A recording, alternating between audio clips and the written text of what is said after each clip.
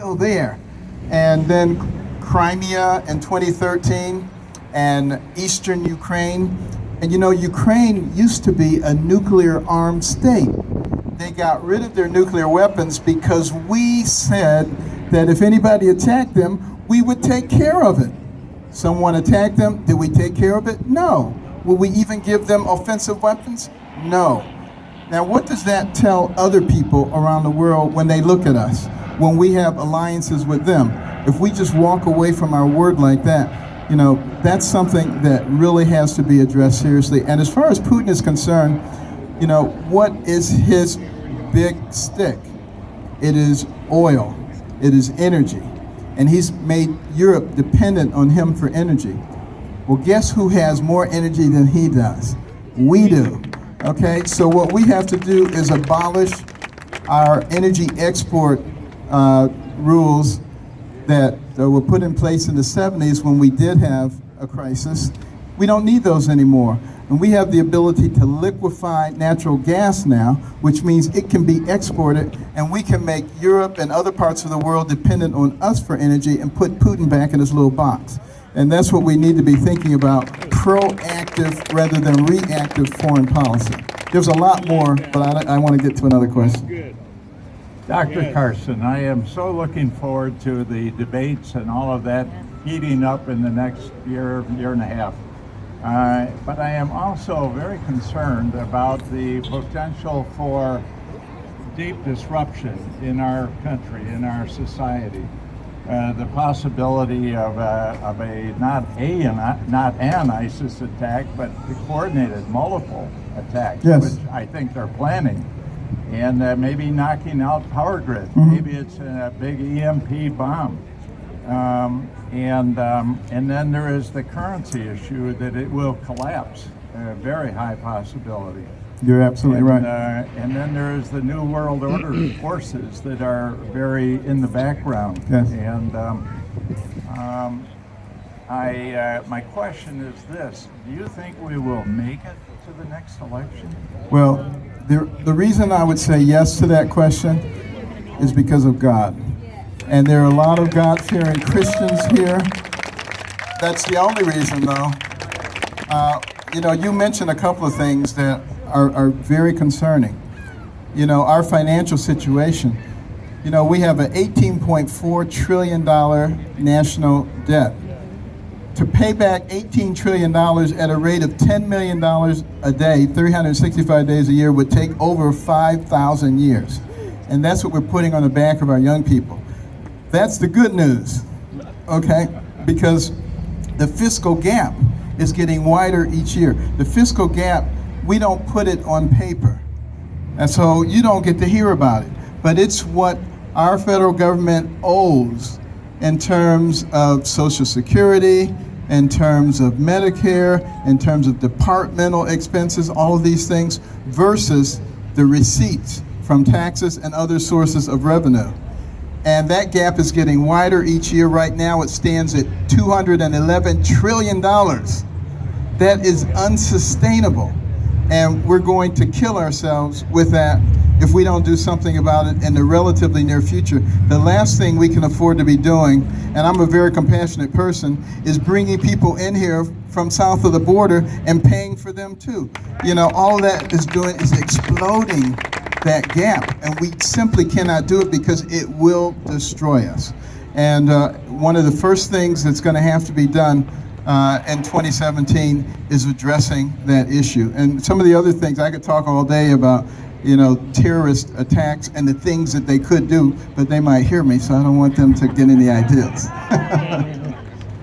Dr. Carson, our country is messed up in so many ways. When you become president on January 20th, 2017, what will be the order of your short priority list? Well, the first thing that I would do is call a joint session of Congress, and I would inform them that we have a new order of doing things, and that from now on we recognize that we work for the people, they don't work for us. And I'm gonna make sure that we get some things done that people have talked about, like a balanced budget amendment. We will not spend more than we take in. And one of the things that I personally want to do is I want to bring back to our military some of the retired generals, because so we have some of the best military minds ever, but they've retired because they don't like Valerie Jarrett telling them what to do. But we got to get them back, and we've got to plan what we're going to do with those who are attempting to destroy our nation, because I do not believe we have a long period of time, and we have to be very, very serious about that. Yes. I do appreciate Mr. Ben Carson taking all the questions. We're going to take 4 more, and then we're going to have to cut it. Good afternoon. Thank you so much, Dr. Carson, for coming. What could be done to stop the rape in prison? What could be done to stop rape in prison? I guess you could put everybody in their own separate cell and keep them separated, but you know, it's sort of like the question I was asked this morning on the news about the Confederate flag. You know, what should we do about the Confederate flag? And I said, you know, you could put up all the Confederate flags you want, or you can get rid of them all. It's not going to solve the problem. It has to be a change in the hearts of people. And what we need to bring back to this nation is moral courage and the principles and the values that used to characterize our society, which we're in the process of throwing away for the sake of political correctness. And we must bring a sense of God back to our country again. We can't allow him to be taken away from us. Dr. Carson, it's an honor to meet you, and I can say right now you're going to get my vote. But speaking of that, kind of a lighthearted political question, would you consider Colonel Allen West as your Secretary of Defense? I love Colonel Allen West. He is a very smart guy. Have you ever heard him talk? I mean, what person do you know who is so articulate and so knowledgeable? He's a friend of mine. You sit down and talk with him, he can just go through history like crazy of all kinds of things. I would be honored to have him be a part of the administration.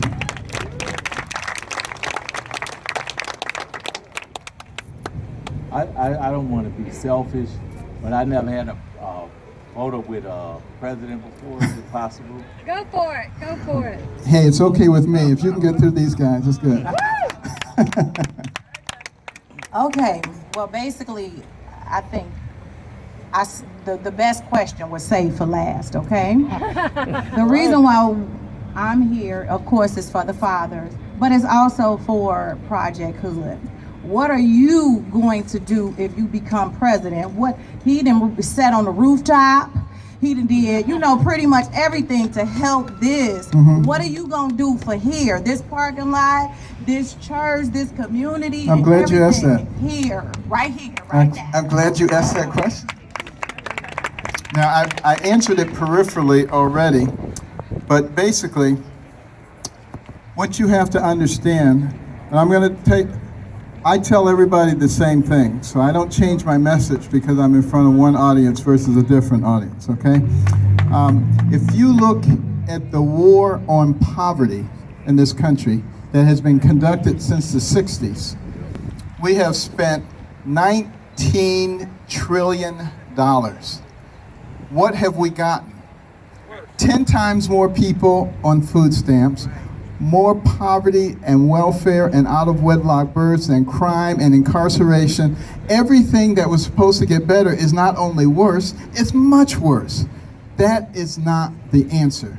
The real answer is what I alluded to before, and that is incentivizing business, industry, academia, Wall Street, churches, community organizations to coordinate and invest in communities just like this one. So what this New Beginnings Church is doing, what I would do is coordinate with a number of different other organizations, private organizations, that can synergize what they're doing.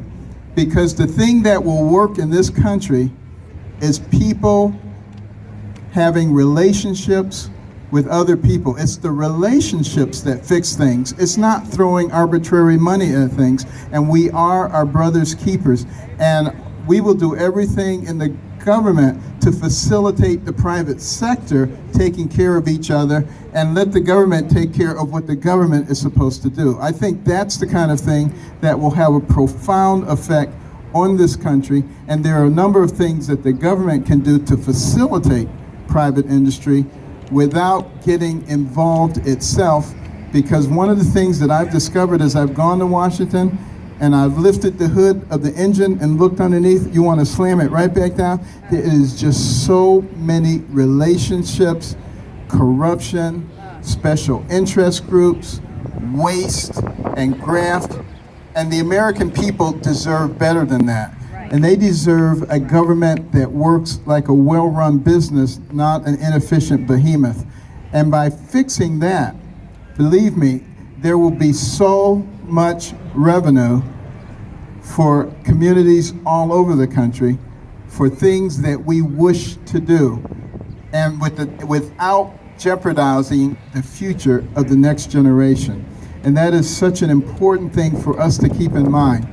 We have a responsibility to those who come behind us.